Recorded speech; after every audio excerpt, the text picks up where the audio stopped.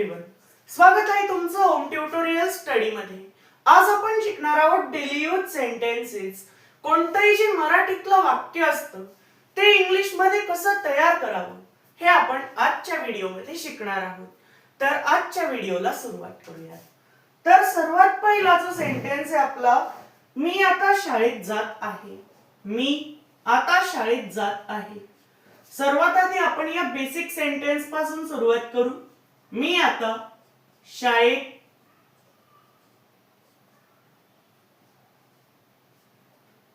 जात आहे। आता हा सेंटेन्स इंग्लिश मधून कसा बनेल?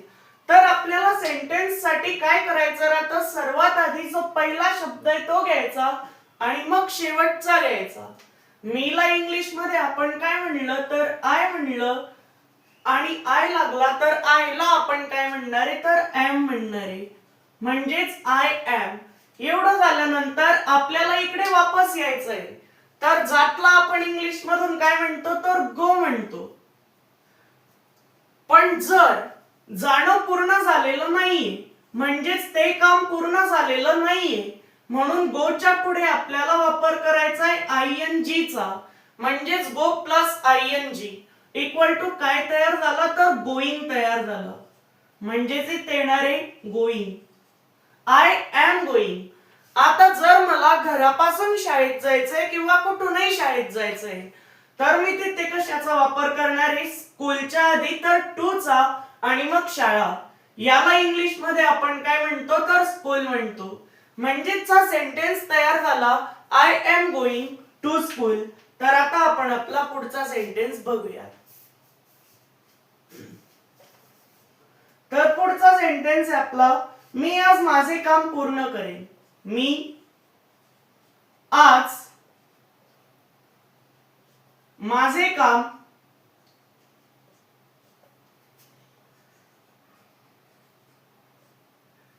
पूर्ण करेन।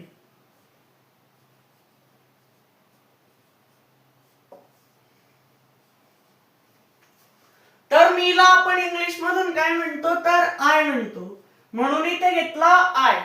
पहिला घेतल्यानंतर शेवटचा घ्यायचा, म्हणजेच आता आय आला, पण इथे शेवटचा नाही घ्यावा लागणार आहे, कारण करेन म्हणजे काम पूर्ण करणार नाही येतो, अजून करत नाहीये तर करणार आहे, म्हणजेच तो भविष्यात आहे। म्हणून मग असं जर असेल की पुढे कधीतरी करेल तर आपल्याला तिथे वापर करायचा आहे विल चा, म्हणजेच इथे आला आय विल। आणि मग याच्यानंतर पूर्ण, पूर्ण म्हणजे कंप्लीट करेल, संपवेल, संपवेल घ्यायचंय आपल्याला। तिथे कंप्लीट न म्हणता आपण तिथे फिनिश घेऊ, म्हणजेच आय विल फिनिश। काम झालं आपलं, काम आपण सोडून देऊ कारण ते ऑब्जेक्ट आहे, ऑब्जेक्ट आपण शेवटी घेऊ, शेवटीच्या थोडस आधी। मग माझेला आपण इंग्लिश मध्ये काय म्हणणार आहे तर माय म्हणणार आहे, म्हणजेच आय विल फिनिश माय। आणि मग याच्यानंतर माझे काम, काम माझे असं घेतलं असतं तर ते वाक्य थोडस चुकीचं झालं असतं, म्हणून माझे काम असं घ्यायचंय। मग आता कामाला आपण इंग्लिश मधून काय म्हणतो तर वर्क म्हणतो, म्हणून ते आलं इथे, म्हणजेच हा तयार झाला I will finish my work. पण अजून हा पूर्ण नाही झाला, कारण आज पूर्ण करेल, आज हा शब्द आपला राहिला। तर आज म्हणजे याला आपण इंग्लिश मधून काय म्हणतो तर टुडे म्हणतो, म्हणजेच हा सेंटेन्स आपला तयार झाला I will finish my work today. तर आता आपण आपला पुढचा सेंटेन्स बघूया।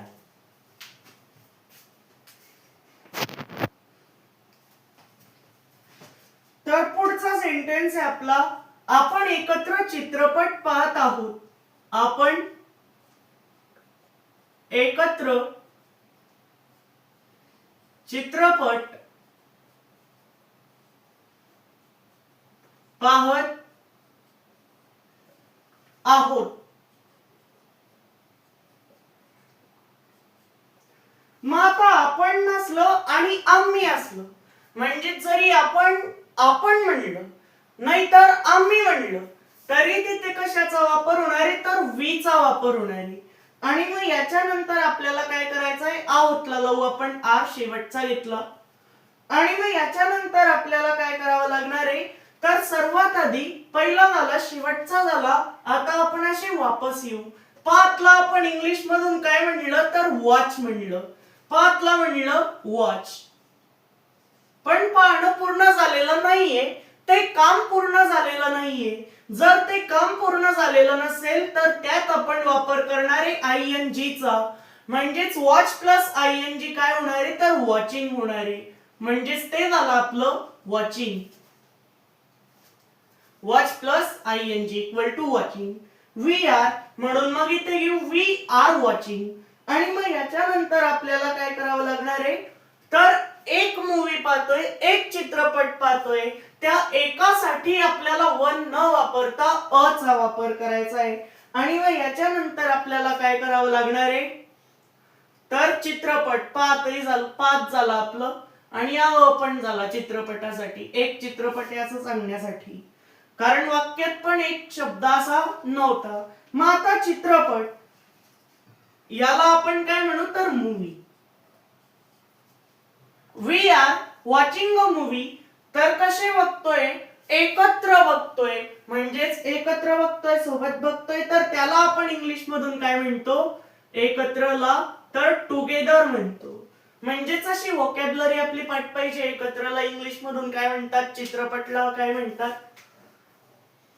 जर तुम्हाला व्होकॅब्युलरी हवी असेल किंवा टेन्सेट चार्ट हवा असेल तर तुम्ही आपला टेलिग्राम ग्रुप किंवा व्हॉट्सअप चॅनल जॉईन करू शकता. व्हॉट्सअप चॅनलची लिंक आणि टेलिग्रामची दोघांची लिंक तुम्हाला डिस्क्रिप्शन मध्ये मिळणार आहे. ते कसं डिस्क्रिप्शन कुठून दिसते ते जर तुम्हाला माहिती नसेल तर मी तुम्हाला व्हिडिओच्या शेवटी सांगेन. तर 4th नंबरचा सेंटेन्स आहे आपला, ते आता बाहेर क्रिकेट खेळत आहेत. ते आता बाहेर क्रिकेट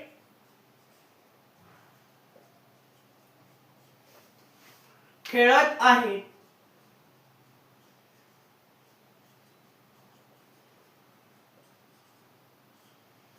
मग आता तेला आपण इंग्लिश मधून काय म्हणतो तर दे म्हणतो. म्हणून आपण इथे घेणार आहे दे. आणि मग याच्यानंतर पहिला झाल्यानंतर आपल्याला घ्यायचा आहे शेवटचा. दे लागला म्हणजेच आयतला आपण काय म्हणणार आहे तर आर म्हणणार आहे. They are. आणि मग याच्यानंतर आपल्याला काय करायचं आहे तर खेळत. याला आपण इंग्लिश मधून काय म्हणतो तर प्ले म्हणतो. पण खेळणं पूर्ण झालेलं नाहीये, काम अपूर्ण राहिलेलं आहे. म्हणून प्लेच्या पुढे आपल्याला वापर करायचा आहे आयएनजी चा, म्हणजेच दे आर प्लेइंग. तर काय खेळतायत तर क्रिकेट खेळतायत, हे ऑब्जेक्ट आहे म्हणून ते येईल इथे. दे आर प्लेइंग क्रिकेट. बाहेर खेळतायत, आता बाहेर, म्हणून बाहेरला आपण इंग्लिश मध्ये काय म्हणणार आहे तर आउटसाइड. आणि आता आताला आपण इंग्लिश मधून काय म्हणतो तर नाव. म्हणजेच they are playing cricket outside नाव. हा सेंटेन्स तयार झाला. तर आता आपण आपला पुढचा सेंटेन्स बघूया.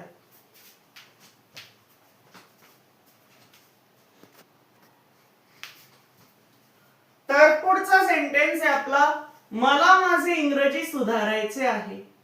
मला माझे इंग्रजी सुधारायचे आहे.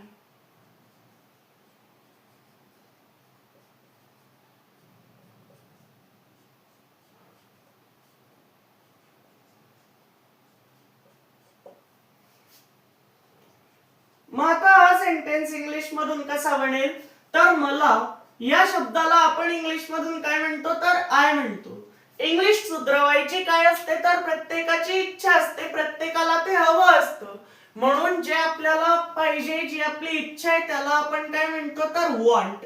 म्हणजेच त्याला आय वॉन्ट. आणि मग याच्यानंतर आपल्याला काय करावं लागेल तर पुढे वापर करायचा आहे टू चा. I want to. सुधारायचे आहे म्हणजेच काय करायचंय ते आपल्याला इम्प्रूव्ह करायचंय.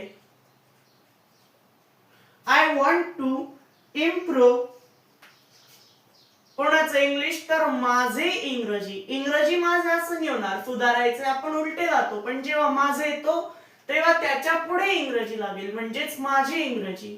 म्हणून माझेला आपण इंग्रजीमध्ये इंग्लिशमध्ये म्हणलं माय आणि इंग्रजीला इंग्लिश.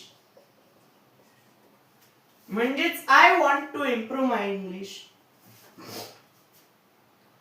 मग पुढचा सेंटेन्स आहे आपला, मला समजलं नाही, पुन्हा सांगाल का?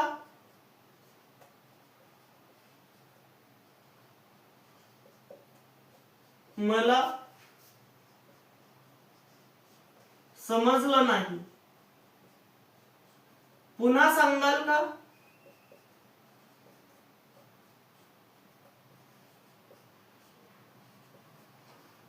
हे पाहायचंय आता आपल्याला, मला समजलं नाही, पुन्हा सांगाल का?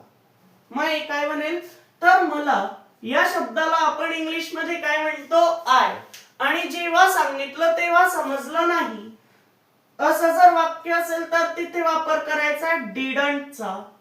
आता डिडंट म्हणजे काय, तर हा जो होता DID हा झाला डीड आणि मग त्याच्या पुढचा NT जो होता तो झाला नॉट. जेव्हा आपल्याला ती गोष्ट समजली नाहीये तेव्हा आपण वापरू डिड नॉट.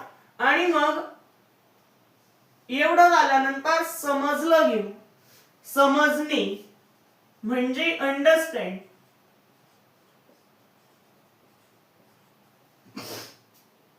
आणि मग याच्यानंतर पुन्हा सांगाल का, म्हणजेच ते तुम्ही करू शकाल का, जे ते करू शकताय त्याला आपण काय म्हणतो, कॅन. कॅन म्हणजे शकणे. जरी याच्यात तो शब्द नाही दिसला तरी त्याचा अर्थ असाच होतो की तुम्ही परत सांगू शकाल का. मग आता I didn't understand, can you लावायचा आता इथे, कारण आपण समोरच्याला म्हणतोय की पुन्हा सांगाल का. मराठीमध्ये तू नाही आपला, पण मग आपण जर समोरच्याला म्हणतोय तर त्याच्यात यू येणारच आहे. आणि मग याच्यानंतर I didn't understand, can you पुन्हा सांगाल का, म्हणजेच काय करायचंय तर रिपीट करायचंय. म्हणून आपण इथे यू रिपीट. तर आता आपण बघू आपला पुढचा सेंटेन्स. चला हे काम आपण एकत्र पूर्ण करूया. चला हे काम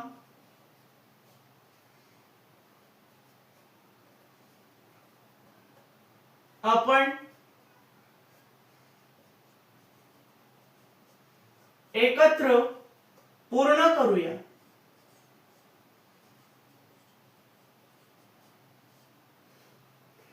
मग आता हा सेंटेन्स काय म्हणणार आहे, जेव्हा असं वाक्य येतं तर तेव्हा वापरायचा लेटच, कारण ते काम आपल्याला काय करायचंय, पूर्ण करायचंय. आणि मग चला वापरलेला आहे. मग लेट अस आणि मग पूर्ण करूया, तर याला काय वापरणार आहे, तर कम्प्लीट वापरायचं आहे. पूर्ण म्हणताना आपण म्हणू कम्प्लीट. लेट अस कम्प्लीट हे काम. हे काम म्हणजे कोणतं काम, तर दिस वर्क. हेला आपण इंग्लिश मध्ये काय म्हणतो, तर दिस म्हणतो. कामाला काय म्हणतो, तर वर्क म्हणतो. म्हणजेच लेट अस कम्प्लीट दिस वर्क. आणि मग याच्यानंतर एकत्र पूर्ण करूया, म्हणजेच एकत्र या शब्दाला आपण इंग्लिश मधून काय म्हणतो, तर टुगेदर म्हणतो. म्हणून इथे घेऊ आपण टुगेदर. तर आता आपण बघू आपला पुढचा सेंटेन्स. माझे वडील पुस्तक वाचत आहेत. वर्तमानपत्र घेऊ आपण. माझे वडील वर्तमानपत्र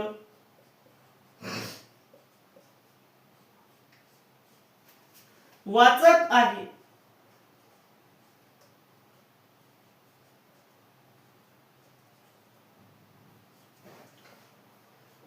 तर माझेला आपण इंग्लिश मधून काय म्हणतो, तर माय म्हणतो. म्हणून आपण इथे येऊ माय. आणि मग आता पहिला घेतल्यानंतर हे एवढं पहिलं होतंय आपलं सब्जेक्ट, माझे वडील, म्हणजेच माय फादर. एवढं झाल्यानंतर आपण घेऊ शेवटचा, तर माय फादर. आयतला आपण इंग्लिश मधून काय म्हणणार आहे, फादर आल्यावर तर इज म्हणणार आहे. आणि मग वाचतला इंग्लिश मधून काय म्हणलं, तर रीड म्हणलं. आणि काम अपूर्ण आहे म्हणून पुढे आपण वापर करणार आहे ING चा. माय फादर इज रीडिंग.